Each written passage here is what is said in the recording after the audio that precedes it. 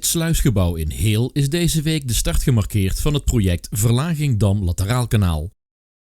Bestuurders van het Rijk, de provincie Limburg, Rijkswaterstaat en de gemeente Roermond ondertekenden hiervoor een samenwerkingsovereenkomst.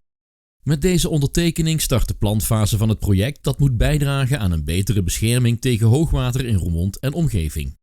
Door de oostelijke dam van het Lateraalkanaal op 3 plaatsen te verlagen, kan bij extreem hoge maasstanden extra water worden afgevoerd en opgeslagen in het Maasplassengebied.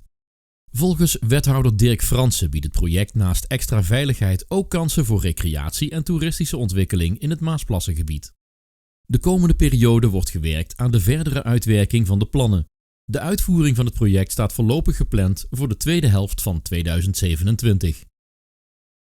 Dit programma wordt mede mogelijk gemaakt door de horecadiensten van Cox & Co. Happy to serve you sinds 1926.